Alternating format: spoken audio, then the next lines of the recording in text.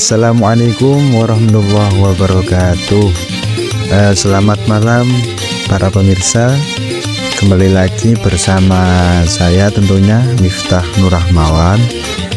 Alhamdulillah, puji syukur kita haturkan kepada Allah Subhanahu wa Ta'ala yang telah memberikan nikmat dan rahmatnya sehingga kita dapat melaksanakan kegiatan sehari-hari dengan lancar.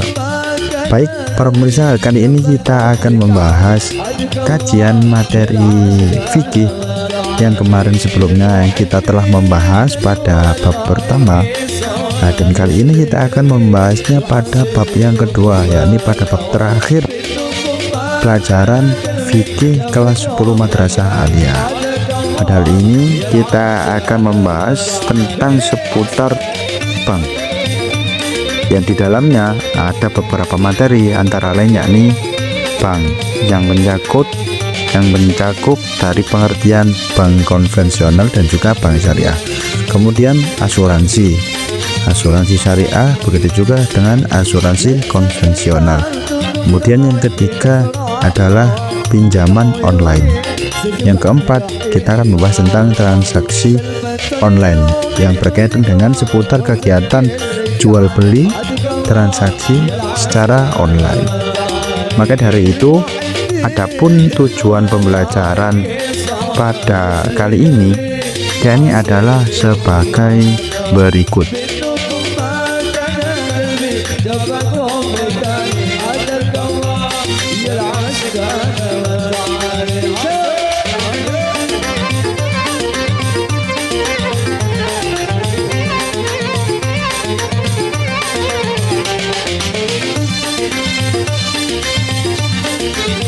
Nah, setelah kita ketahui tujuan pembelajaran kali ini, maka perlu diketahui teman-temanku bahwa kita nantinya akan membahas materi ini secara singkat saja. Mengapa demikian? Yang pertama, kita membutuhkan waktu untuk membahas beberapa materi yang sekiranya ini adalah materi berat, dan juga membutuhkan pendalaman secara detail dan rinci untuk membahasnya. Maka kita akan membahasnya ketika nanti di kelas mawon. Langsung saja, untuk materi yang pertama yang akan kita bahas adalah materi tentang bank. Apa itu bank? Banknya ini sebuah badan usaha ataupun lembaga yang terintermediasi keuangannya. Umumnya bank ini didirikan oleh negara, yakni dengan kewenangan menerima simpanan uang ataupun meminjamkan uang ataupun yang lainnya yang berkaitan dengan seluruh keuangan. Nah, untuk tipe bank yang ada di Indonesia ini ada dua bank, yakni yang pertama adalah bank konvensional, dan kemudian yang kedua bank yang berciri-cirikan bank syariah. Adapun perbedaan dari kedua bank ini juga nantinya ada perbedaan yang secara spesifik itu sangat kelihatan. Dan untuk pengertian bank menurut Undang-Undang Nomor 10 Tahun 1992 tentang perbankan adalah badan usaha yang menghimpun dana dari masyarakat dalam bentuk simpanan dan melalui kepada masyarakat dalam bentuk kredit ataupun bentuk lainnya dalam rangka meningkatkan taraf kehidupan rakyat. Maka bank dapat diartikan juga sebagai badan usaha yang menghimpun dana dari masyarakat dalam bentuk simpanan ataupun menyalurkannya kepada masyarakat yang lainnya. Kalau membahas tentang ragam-ragam bank, tentunya sangat banyak sekali. Ada seperti bank sentral, bank perkreditan rakyat yang khusus untuk transaksi perkreditan, ataupun bank umum, banyak sekali. Kemudian jenis-jenis bank, kalau di Indonesia itu setidaknya ada beberapa jenis bank. Yang pertama yakni bank campuran, bank asing, bank pemerintahan, bank swasta nasional, dan lain-lainnya. Yang mana untuk pengertian dari beberapa bank tersebut nantinya kita akan membahas ketika masuk mawon nggih, ngoten. Kemudian perbedaan bank konvensional dan juga bank syariah. Nah, ini yang perlu kita garis bawahi dan yang perlu kita mengerti. Adapun sistem dari bank konvensional, nah ini yang juga membedakan ciri-ciri antara bank konvensional dan juga bank syariah. Kalau bank konvensional itu adalah bank yang melaksanakan kegiatan usahanya itu secara konvensional, yang mana dia itu didasarkan pada riba dan juga bunga. Kalau sedangkan bank syariah, yakni merupakan jenis perbankan yang segala sesuatu kegiatannya itu menyangkut tentang syariah dan juga memenuhi ketentuan syariah yang telah dirumuskan. Dan juga beberapa prinsip bank syariah perlu diketahui bahwa bank syariah itu tidak menggunakan sistem riba, karena jelas dalam Islam hukum melakukan transaksi secara riba ataupun memiliki keuntungan itu diharamkan. Maka prinsip untuk mengganti sistem riba ataupun bunga, kalau dia sistem banknya syariah, bank syariah itu ada yang pertama adalah mudharabah, yakni prinsip bagi hasil. Yang kedua yakni musyarakah, yakni prinsip penyertaan modal. Kemudian yang ketiga adalah murabahah, prinsip jual beli barang dengan memperoleh keuntungan. Kemudian yang keempat yakni ijaroh. Kalau ijaroh itu pembiayaan barang modal berdasarkan sewa murni tanpa pilihan. Dan yang kelima adalah ijaroh wa iktina, yakni pilihan pemindahan kepemilikan atas barang yang disewa dari pihak bank oleh pihak lainnya. Jadi sudah jelas ya bahwa perbedaan bank konvensional dengan bank syariah terletak pada sistem dan cara kerjanya. Saya ulangi lagi, kalau bank konvensional sistem kerjanya didasarkan pada adanya bunga dan juga riba. Kalau sistem perbankan syariah itu diawasi oleh Dewan Syariah, yang mana juga prinsip-prinsipnya menggunakan 5 prinsip yang kita sebutkan tadi. Yang pertama mudharabah, musyarakah, terus kemudian murabahah, yang keempat ijaroh, yang kelima ijaroh wa iktina. Gitu nih. Nah, kemudian kita membahas tentang materi yang kedua, yakni materi asuransi. Apa itu asuransi? Kalau secara bahasa, asuransi bisa dikatakan sebagai jaminan. Kalau dalam istilahnya itu asuransi adalah perjanjian antara penanggung.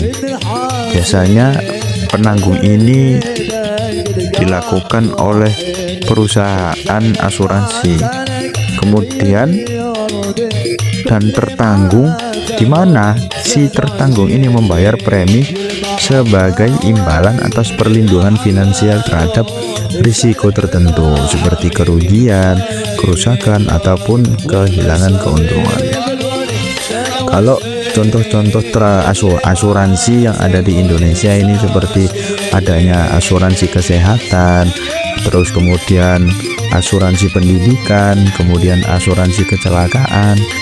Yang mana asuransi ini bisa kita lakukan melalui beberapa badan usaha asuransi yang mereka itu berdiri dalam bidangnya masing-masing. Kalau nanti asuransinya tentang kesehatan, ya bisa diajukan seperti kayak contohnya BPJS.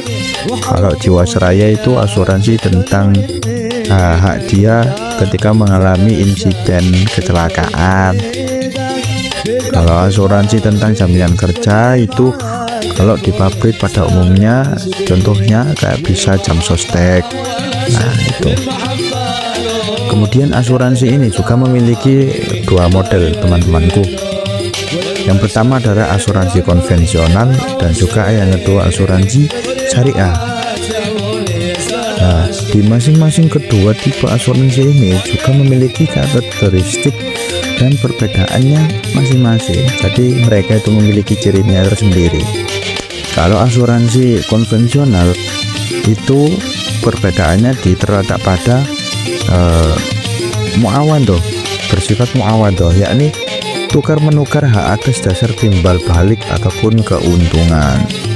Sedangkan kalau asuransi syariah ini sifatnya itu mereka memang ta'awun ataupun tolong menolong atas dasar tidak diberorientasikan pada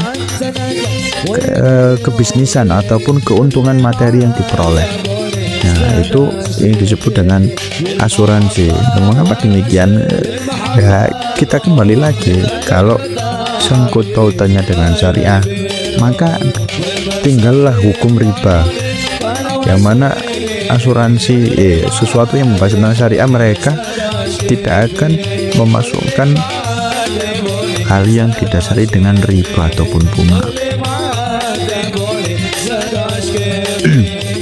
Kemudian hukum asuransi tentunya ada kontroversial ya, tentang beberapa ulama yang mengatakan hukum dari melakukan asuransi ini, yang mana mereka tentunya memiliki argumen masing-masing ya. Hal ini kan sudah biasa terjadi di kalangan ulama fikih, maka kita juga harus mewajarinya dan juga harus paham. Adapun hukum yang pertama yakni haram. Pendapat ini dikemukakan oleh Sayyid Sabiq, kemudian Yusuf Qaradawi dan Muhammad Bakhit Al-Mu'ti. Mengapa kok dikatakan haram? Alasan mereka, yang pertama asuransi sama dengan judi. Yang kedua, asuransi mengandung unsur yang tidak pasti. Yang ketiga, asuransi mengandung unsur riba ataupun rentan. Yang keempat, asuransi mengandung unsur pemerasan karena pemegang polis apabila tidak bisa melanjutkan pembayaran preminya akan hilang premi sudah bayar atau kurang. Tahu polis ya? Polis itu si yang memiliki, si yang ditanggung, seseorang yang ditanggung itu disebut polis kalau dalam asuransi. Yang kedua, ini hukumnya adalah syubhat. Alasan hukum asuransi syubhat adalah karena tidak ada dalil yang tegas yang menyatakan halal ataupun haramnya melakukan asuransi tersebut.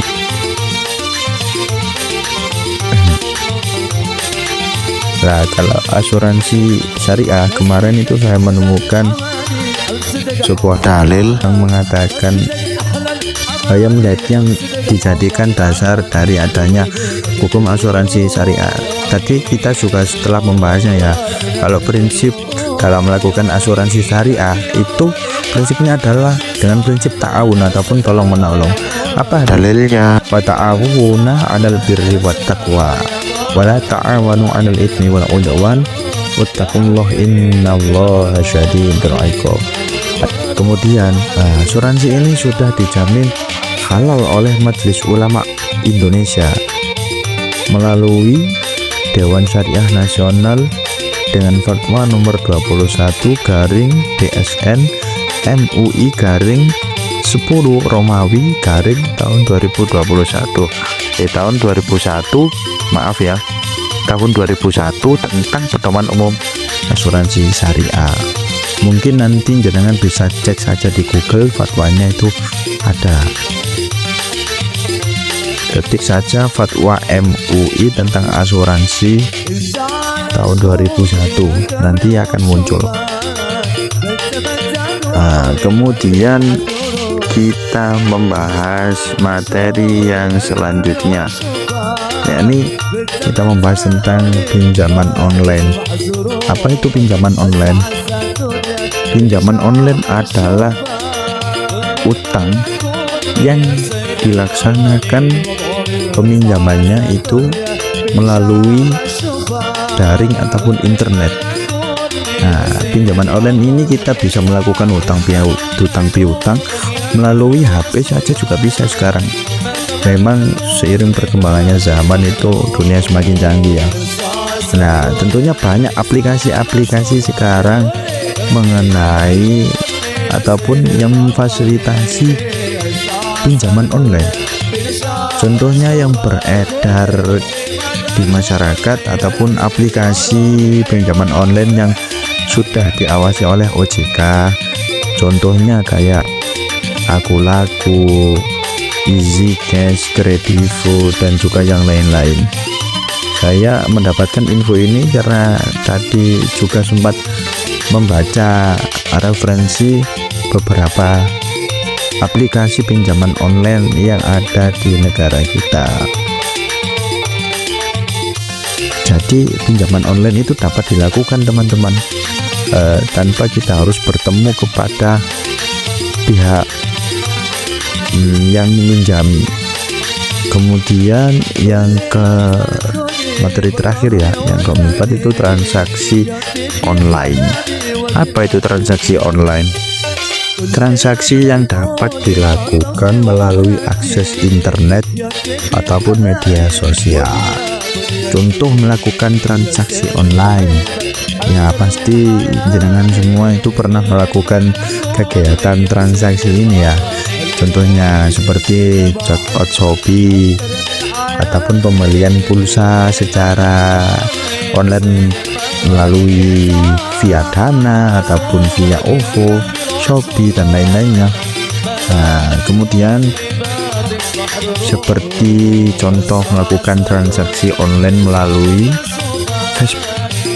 Di situ kan nantinya ada marketplace yang menyediakan fasilitas untuk menjual barang online untuk transaksi online.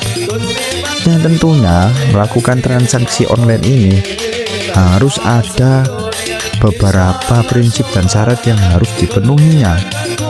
Maka tidak semudah itu melakukan transaksi online ataupun melakukan jual beli online.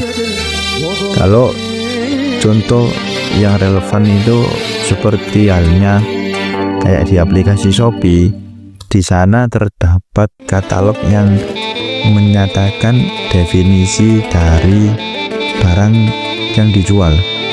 Maka di sana disebutkan misal baju yang dijual, tentang ukuran, tentang bahan, tentang kain, dan juga tentang kelebihan ataupun kekurangan barang yang dijualnya. Di sana wajib dituliskan. Kalau di katalognya itu berisikan tentang deskripsi barang. Salah satu yaitu yang merupakan salah satu syarat untuk memenuhi melakukan transaksi online. Para pemirsa yang selalu dirahmati oleh Allah Subhanahu wa taala, mungkin ini saja yang dapat kami sampaikan. Diharap ataupun himbauan bagi para jenengan untuk menambah ataupun memperbanyak referensi bacaan dari beberapa literatur yang ada, seperti contohnya kitab kuning ataupun jurnal ilmiah, artikel ilmiah, ataupun Google ataupun yang lainnya yang berkaitan dengan materi yang akan kita pelajari tentunya. Maka itu saja yang dapat kami sampaikan. Apabila ada tutur kata ataupun penjelasan yang kurang jelas mengenai materi ini ataupun salah dalam penyampaian, mohon maaf yang sebesar-besarnya, dan juga dapat ditanyakan ketika nanti pada saat melakukan pembelajaran berlangsung. Cukup sekian yang dapat kami sampaikan, kurang lebihnya mohon maaf. Akhirul kalam, wabillahi taufiq wal hidayah. Wassalamualaikum warahmatullahi wabarakatuh. Tetap semangat, jangan lupa belajar, dan jangan lupa meminta doa restu kepada orang tua.